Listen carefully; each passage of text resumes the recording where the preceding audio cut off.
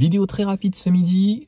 Désolé pour la qualité, c'est pas très important. Eh bien, c'est la désinformation. Je vous mets l'information donc juste là et vous allez me dire ce que vous en pensez. Moi, je vous dirai ce que j'en pense aussi. Message à tous ceux qui possèdent une voiture électrique ou qui ont le projet d'en acheter une. Il suffit d'un seul choc et votre voiture part direct à la poubelle. Oui, même si elle est neuve, même si c'est juste une bosse. Et ce n'est que le début de l'arnaque. Un simple choc suffit pour que votre voiture électrique soit considérée comme irréparable. Pourquoi?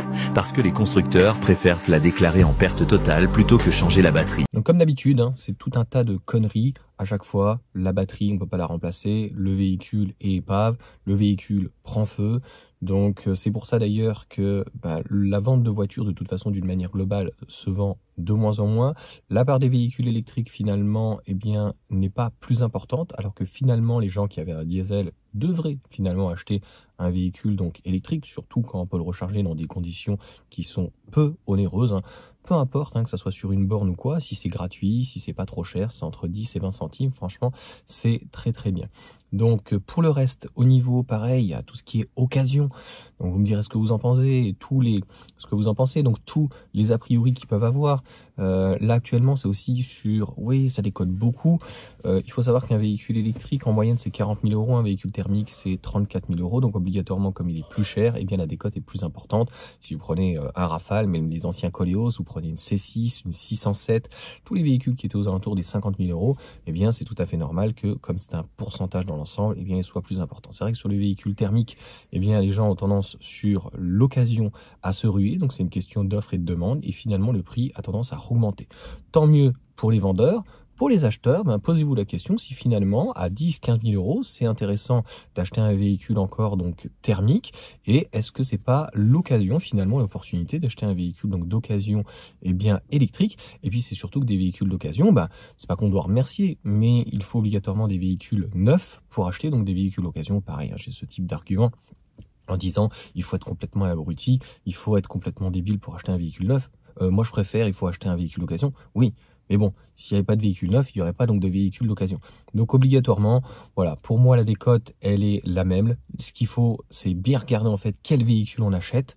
Pour moi aujourd'hui, il n'y a pas une marque mieux qu'une autre, même si par exemple Tesla, il n'y a absolument aucun entretien. Les autres, il faudra vérifier.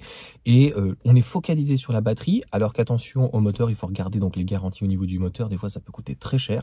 Chez Tesla, c'est là où ils sont moins chers, c'est entre 3 et 4 000 €. Donc c'est pas si délirant que ça. C'est le prix des fois, peut-être pas de la vanne EGR, mais du filtre à particules éventuellement. Je crois que sur une Alpha, c'est 5 000 €. Donc pour la batterie, il faut regarder son état. Et puis si vous prenez une batterie CATL, notamment vous prenez du LFP, franchement CATL est le leader mondial. Et ils font pas n'importe quoi. Donc autant sur les véhicules chinois, on peut se poser la question, et puis c'est surtout au niveau du SAV et comment en fait les pièces vont continuer à être distribuées, etc.